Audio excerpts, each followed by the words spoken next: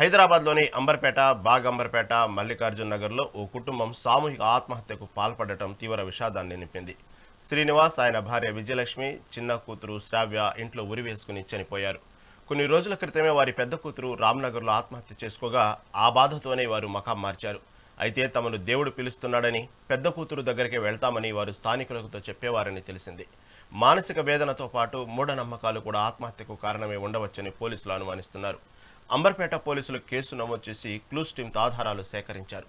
Case నమోదు చేసుకున్న పోలీసులు దర్యాప్తు చేస్తున్నారు.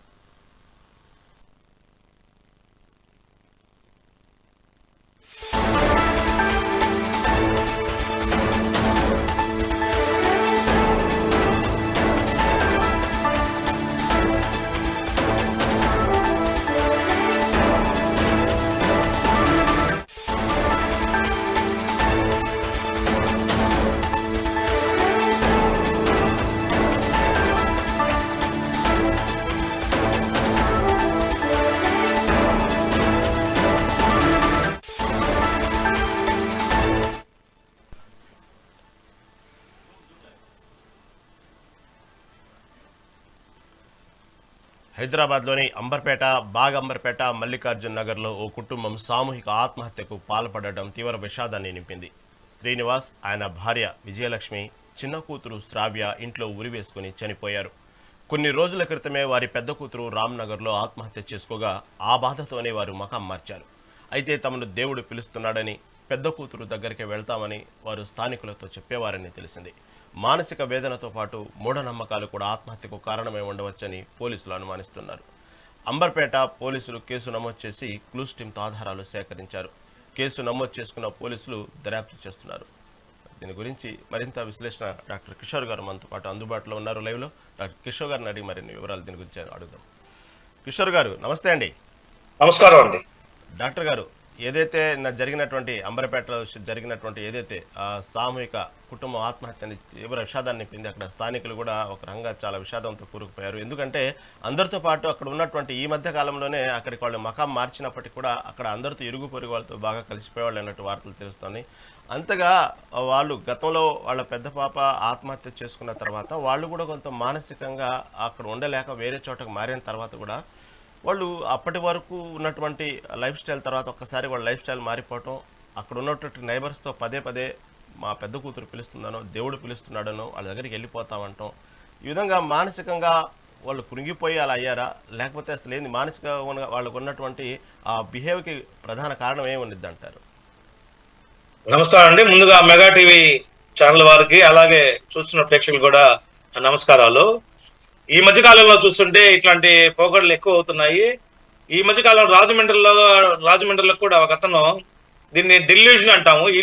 డెల్యూజన్ అంటే కొన్ని సైకలాజికల్ గా ప్రాబ్లమ్స్ ఉంటాయి.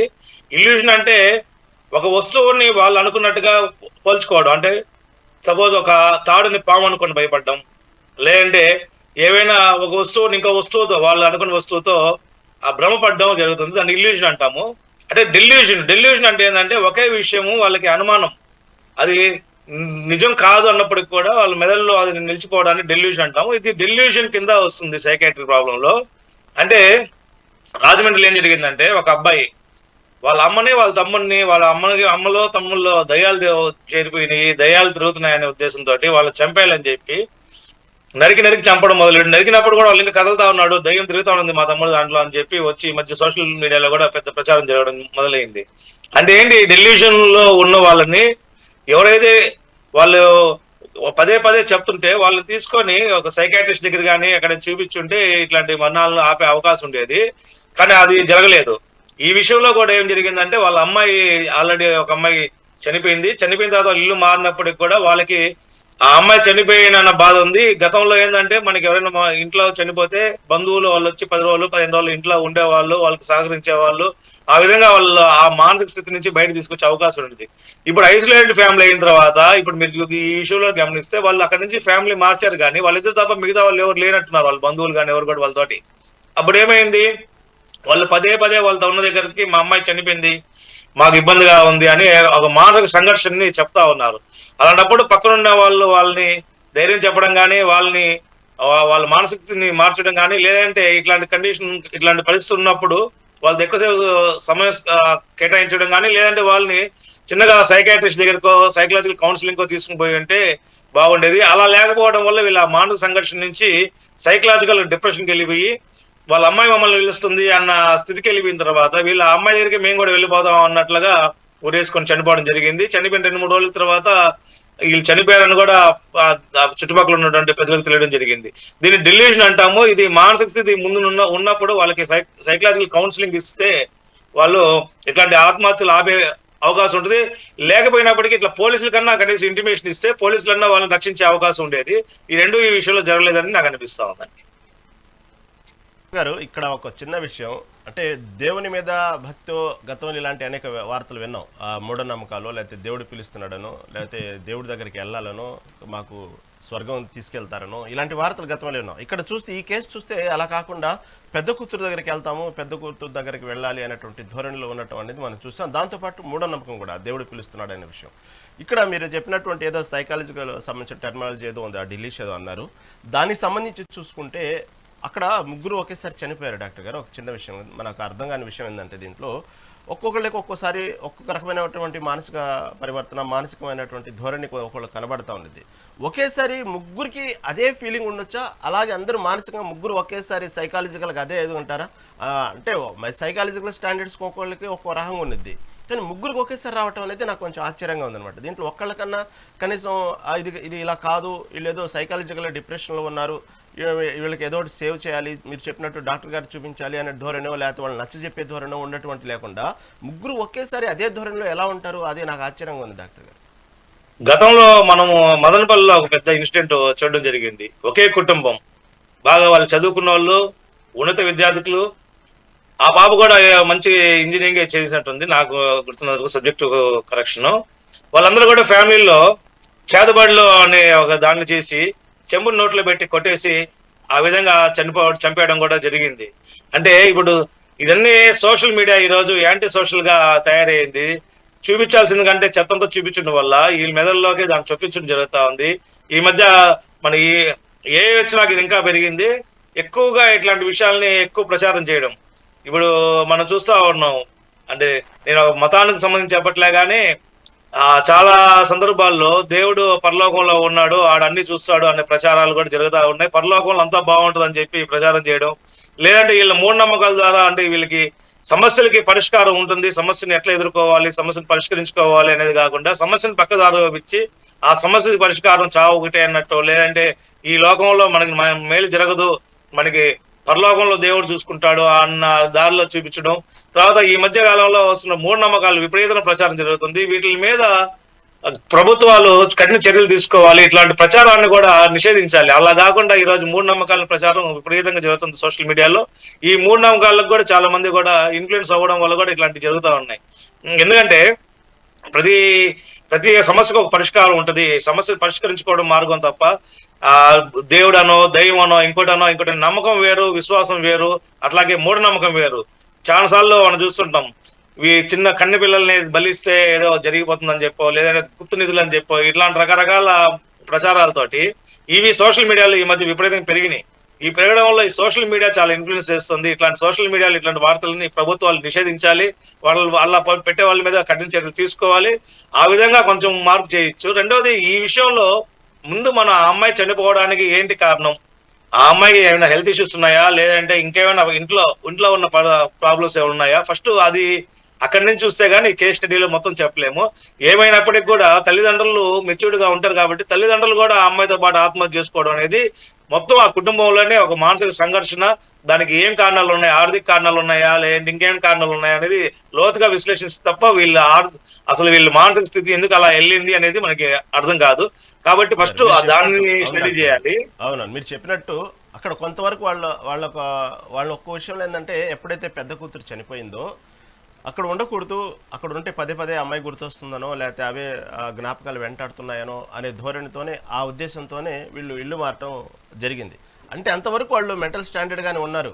ఇక్కడ ఉండకూడదు, పదే అమ్మాయి గుర్తొస్తుందనో, నేను దాకా చెప్పినట్టుగానే అక్కడ జ్ఞాపకాలు గుర్తొస్తున్నాయి. వాళ్ళు అంతవరకు మెంటల్ స్టాండర్డ్గా పనిచేసిన వ్యక్తులు ఇల్లు మారిన తర్వాత మళ్ళీ ఎందుకు ఆ ఆలోచన ఎందుకు రాలేదో, అంతవరకు ఆలోచించినటువంటి వాళ్ళ మైండ్ సెట్ మళ్ళీ ఇక్కడికి రాగానే మళ్ళీ ఎందుకు ఈ విధంగా మారింది అనేది కూడా వాస్తవమే. కాకపోతే ఇక్కడ అదే ఆశ్చర్యం, ఇందాక నేను చెప్పినట్టు కనీసం అక్కడ ఒక్కోళ్ళు వాళ్ళు ఉన్నటువంటి ఆలోచన ధోరణి, లేకపోతే ఇమ్యూనిటీ పవర్ లోపం వల్ల, లేకపోతే పదే పదే సైకాలజికల్ ప్రాబ్లం వల్ల గుర్తు రావటం ఇవన్నీ జరుగుతూ ఉంటాయి. కాకపోతే ముగ్గురు ఒకేసారి రావటం ఒక ఆశ్చర్యం అయితే, ఇక్కడ ఉండకూడదు, వేరే చోటకి వెళ్తే ఈ ఆలోచన మారిపోతాం అనే అంత ఆలోచన వచ్చిన వాళ్ళు ఇక్కడ ఇది ఎందుకు ఆలోచించలేదు అనేది ఇక్కడ ఆశ్చర్యం కలిగిస్తూ ఉంది. ఇక్కడ మనం అర్థం చేసుకోవాల్సింది, ఓవరాల్ గా సమాజంలో చూసినప్పుడు కూడా ఒక ఇంట్లో ఒకళ్ళు ఆత్మహత్య చేసుకున్నారు కానీ ఇంకా విధంగా ఏదైనా అన్యాచురల్ డెత్ జరిగినప్పుడు ఆ ఇంట్లోకి వేరే వాళ్ళు చేరేదానికి కూడా భయపడతారు. ఆ ఇంట్లో ఏదో జరుగుతా ఉందని భయం ఉంటుంది. అది సమాజంలో ఉన్నటువంటి ఒక ఆ రుగ్మత. అంటే యాక్చువల్ గా మనిషి అనేవాళ్ళు ఎలాగని చనిపోతారు, ఒకవేళ వేరే కారణాలు చనిపోయినప్పటికి కూడా అక్కడ వాళ్ళు ఆత్మలు తిరుగుతాయి, దయాలుగా తయారవుతారు అనే భయం, ఆ స్టిగ్మా అనేది ఈ రోజు కూడా సొసైటీలో ఉంది.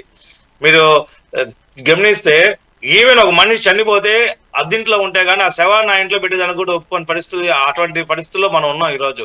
కాబట్టి వీళ్ళు ఫస్ట్ కోణంలో మనం ఆలోచిస్తే వాళ్ళ అమ్మాయి వాళ్ళతో గడిపిన అమ్మాయి, వాళ్ళతో ఉన్న అమ్మాయి, రకరకాల కారణాలు ముందుకు ఏమని మనకు తెలియదు. చనిపోయినప్పటికీ వీళ్ళకి అదే భయం ఉంది, ఈ అమ్మాయి ఉంటే మనకి ఆ అమ్మాయి ఇంట్లో ఉంటే మనకి ఆ అమ్మాయి పదే పదే గుర్తుకొస్తుంది కాబట్టి మనం ఇల్లు మారడం అంతవరకు కరెక్ట్.